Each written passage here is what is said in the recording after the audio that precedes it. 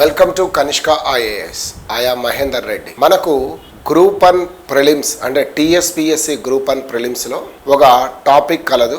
అది society, Telangana culture and heritage అనే అంశాలు ఉన్నాయి, మనం చూసాం. సరే, సొసైటీ అనే అంశాన్ని మనం ఇక్కడ డిస్కస్ చేయకపోయినా ఈరోజు ప్రధానంగా మనం తెలంగాణ కల్చర్ అండ్ హెరిటేజ్ సంబంధించిన దాంట్లో చూద్దాం. సో ఈ హెరిటేజ్ అంటే వారసత్వంగా వచ్చేటివి మనకేంటి అన్నది కనుక మనం గమనిస్తే ప్రధానంగా మన జీవితములో మమేకమైనవి, అంతర్లీనంగా కొనసాగుతున్న వాటినే మనము ఈ యొక్క టాపిక్లో మనం చూస్తాం. సో ఎగ్జాంపుల్ మనం చూడాల్సి వచ్చినప్పుడు ప్రధానంగా మనకేం కనిపిస్తాయంటే, ఒకటి జాతరలు అనేటివి కనిపిస్తాయి. వీటినే మనం ఇంగ్లీష్లో ఫెయిర్స్ అనే పేరిట పిలుస్తాం. రెండవది వచ్చే వరకు మనకు పండగలు కనిపిస్తాయి. పండగల తర్వాత మరొకటి ఇక్కడ మనం చెప్పుకోదగ్గ ప్రధానంగా వస్తే చారిత్రక ప్రదేశాలు, వివిధ కట్టడాలు మొదలైనవి కూడా మనకు వస్తాయి అనుకుందాం. ఇవే కాకుండా మన ఆహారపు అలవాట్లు మొదలైన వాటిని కూడా ఇందులో మనం చేర్చవచ్చు. సరే, జాతరలు అన్నదాన్ని కనుక మనం చూస్తే, ఎందుకు ఈ జాతరలు అనేటివి చూస్తే, ఈ జాతరలు ప్రధానంగా రెండు రకాలుగా మనం కేటగిరైజ్ చేయొచ్చు. ఒకటి ట్రైబల్ ఫెయిర్స్, సో గిరిజనులు నిర్వహించుకునే జాతరలు.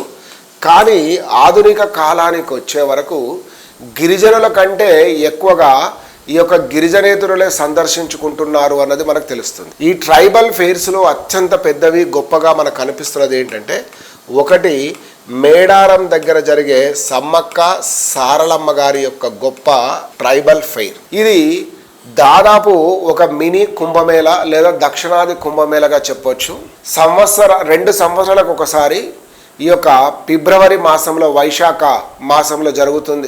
ఈ ఫిబ్రవరి మాసంలో జరుగుతుంది అన్నది మనకు తెలిసిందే. ఈ ఫిబ్రవరి మాసంలో జరిగేటప్పుడు 2 సంవత్సరాలకు ఒకసారి దాదాపు 1 కోటి మంది సందర్శించుకుంటారు అన్నది మనకు తెలుసు. దీని గురించి డీటెయిల్గా వచ్చినప్పుడు మనం చూద్దాం. మరొకటి ఏంటంటే నాగోబా జాతర ఒకటి. ఇది ఈ యొక్క పూర్వపు ఆదిలాబాద్, ప్రస్తుతం కొమరం భీం దగ్గర, ఆ జిల్లా దగ్గర ఉన్న కేస్లాపూర్ అనే గ్రామం దగ్గర ఇది నిర్వహించబడుతుంది అని తెలుసు. ఇక మిగతా వాటికి వస్తే ప్రధానంగా మనం చెప్పుకుంటూ వచ్చే జాతరలు చూస్తే ఒక్కొక్క ప్రాంతంలో ప్రసిద్ధి చెందినవి కనిపిస్తాయి. ఉదాహరణకు మనం కురుమూర్తి జాతర అని, మన్యంకొండ జాతర అని, అదేవిధంగా మనకు ఈ యొక్క ఏడుపాయల జాతర అని. సో ఇట్లా రకరకాలుగా ఒక్కొక్క ప్రాంతంలో ప్రసిద్ధి చెందిన జాతరలన్నీ కూడా మనం ఇక్కడ చూస్తాం.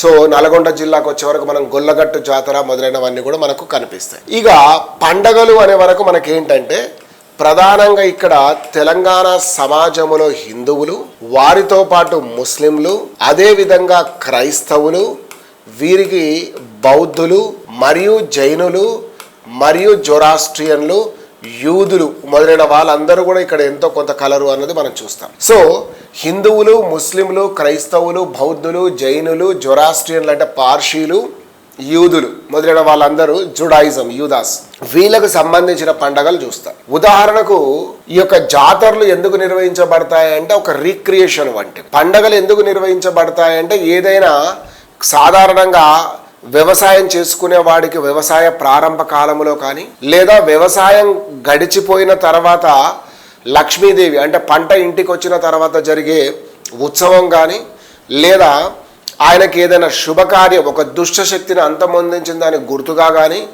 రకరకాలుగా ఈ యొక్క పండగలు అనేటివి జరుగుతాయి కారణాల చేత. హిందువులు ముఖ్యంగా మనం ఉగాదితో మొదలు పెడితే, ఎందుకంటే యుగం యొక్క ఆరంభం ఉగాదితోటే పండగల ప్రారంభం లేదా నూతన సంవత్సరం అనుకుంటాం. ఉగాది కానీ, దాని తర్వాత వచ్చే ఇక దసరా కానీ, అంటే మధ్యలో వినాయక చవితి, దసరా, దీపావళి, సంక్రాంతి వంటివి ముఖ్యమైన పండగలు ఉన్నా, అవి కాకుండా అనేక స్థానికమైన పండగలు కూడా కొన్ని జరుగుతాయి అన్నది మనకు తెలిసిందే. ముస్లింలకు వచ్చే వరకు ఉదాహరణకు బక్రీద్, రంజాన్, మిలాదుల్ నబీ, షబ్నిక్ బరాత్, ఆ యొక్క రాత్ ఏదైతే ఉందో అటువంటి పండగలు జరుగుతాయి అన్నది తెలుసు.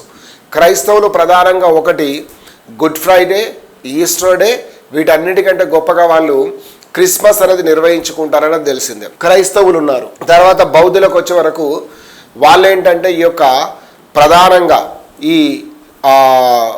బుద్ధ జయంతి కానీ, బుద్ధుడు అన్నీ ఆయనకు వైశాఖ పౌర్ణమి రోజు ఏమేమి జరిగాయన్న వాటికి సంబంధించిన వాటిని నిర్వహించుకోవడం. జైనులు కూడా వర్ధమాన మహావీరుడి జన్మదినాన్ని నిర్వహించుకోవడం. ఇటీవల కాలంలో బౌద్ధ మరియు జైన సంబంధించిన ఆ పండగల రోజు కూడా రాష్ట్ర ప్రభుత్వం హాలిడేస్ వంటివి కూడా ఇవ్వడం అనేది మనం చూస్తూనే ఉన్నాం. దీంతో మరియు ఈ యొక్క జుడాయిజం పారసీకుల వరకు వచ్చే వరకు వీళ్ళు ప్రధానంగా దేన్ని ఆరాధిస్తారు అన్నది చూస్తే ప్రకృతి దేవతలు ప్రధానంగా వీళ్ళు వచ్చేసి పంచభూతాలను ఆరాధిస్తారు అన్నది మనం చూస్తూనే ఉన్నాం. సో తర్వాత యూదులు అనుకుంటే వాళ్ళ గురించి వచ్చినప్పుడు మనం చూద్దాం. సో ఇవి జాతరలు పండగలు అనుకున్నప్పుడు చారిత్రక ప్రదేశాలు కూడా ఏమున్నాయి అన్నది మనం చూస్తే తెలంగాణ ప్రాంతంలో 1 దేవాలయాలు, 2 బౌద్ధ క్షేత్రాలు, 3 జైన క్షేత్రాలు, 4 పాలనాపరమైన సౌలభ్యం కోసం నిర్మించబడ్డ అనేక కట్టడాలు, ఇవన్నీ కూడా మనకు ఎందులోకి వస్తాయంటే ఈ యొక్క తెలంగాణ ప్రాంతంలో చారిత్రక ప్రదేశాల కిందకి మనం తీసుకోవచ్చు.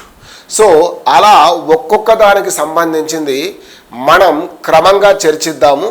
ఇది మీకు ఉపయుక్తంగా ఉంటుంది ఎగ్జామ్ పాయింట్ ఆఫ్ వ్యూలో అనేది నేను చెప్తాను. సో అందులో మొట్టమొదటిగా మనం చూసుకోవాల్సి వచ్చినప్పుడు కురుమూర్తి జాతర అనే దాని గురించి మనం ఈరోజు చిన్నగా బ్రీఫ్గా ఎలా ఉంటుంది, ఎలాంటి ప్రశ్నలు వస్తాయి అన్నది తెలుసుకోవచ్చు. సో ఈ యొక్క కురుమూర్తి జాతర అనే వరకే మీకు గుర్తొచ్చేది జనరల్గా ఇది ఎక్కడుంది అన్నది ప్రదేశం వచ్చే వరకు పాత మహబూబ్ నగర్ జిల్లా, ప్రస్తుతం కూడా ఇది మహబూబ్ నగర్ జిల్లాలోనే ఉంది అన్నది చూస్తున్నాం. సో తర్వాత సీసీకుంట మండలంలో ఇది కలదు అన్నది చెప్తూ ఉంటారు. రెండవది వచ్చేసి దీని గ్రామం ఏంటంటే అమ్మాపూర్ అనే గ్రామం దగ్గర ఉంది అంటాం. అమ్మాపూర్ గ్రామం, సీసీకుంట మండలం, మహబూబ్ నగర్ జిల్లాలో ఈ యొక్క పండగ నిర్వహించుకోవడం అనేది జరుగుతుంది కురుమూర్తి. ఇక్కడున్న కురుమూర్తి అనేది స్థానికంగా వాడుకలో ఉండే విష్ణుమూర్తి గారి యొక్క పేరు. ఈ కురుమూర్తి స్వామిని మనం చంద్రాయుడు అనే పేరిట కూడా పిలుస్తాము అన్నది తెలుసు. సో ఇది సాధారణంగా ఎప్పుడు జరుగుతుంది అంటే కార్తీక మాసంలో జరుగుతుంది ఈ పండగ అన్నది మనకు తెలిసిందే. ఈ కార్తీక మాసంలో నిర్వహించే యొక్క వైష్ణవ జాతర ముఖ్య విశేషాలు మనం చూడాల్సి వచ్చినప్పుడు ఒకటి ఉద్దాలు అనే కార్యక్రమం ఒకటి చాలా గొప్పగా జరుగుతుంది. ఉద్దాలు అంటే ఏంటి అంటే నంబర్ 1 మనం తీసుకునే దాంట్లో ఇక్కడున్న స్థానిక ఒక కథ ప్రకారం కనుక మనం గమనిస్తే స్వామివారే రాత్రిపూట ఒకరోజు నిద్రలో చర్మకారులు నిద్రలో ఉన్నప్పుడు కలలో కనిపించి ఈ సమీప ప్రాంతంలో నేను ఆవును సంహరించాను లేదా ఒక ఆవు సంహరించబడింది, ఆ ఆవు యొక్క చర్మం ద్వారా ఈ యొక్క పాదరక్షకములు తయారు చేసి స్వామివారికి సమర్పించడాన్ని మనం ఏమంటామంటే ఉద్దాలు అనే పేరిట పిలుస్తాం.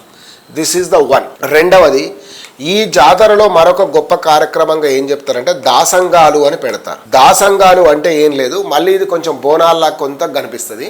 భక్తులు ఆయనపై విశ్వాసం కలిగిన వాళ్ళు పూజా కార్యక్రమంలో భాగంగా ఈ యొక్క దాసంగం అనేది ఏం చేస్తారంటే ఒక కొత్త కుండను తీసుకొని దాన్ని శుభ్రపరచుకొని అందులో భోజనాన్ని తయారు చేసి దానికి తోడుగా పచ్చి పులుసును చేసి స్వామివారికి నైవేద్యంగా పెట్టడాన్ని మనం దాసంగం అనే పేరిట పిలుస్తాం.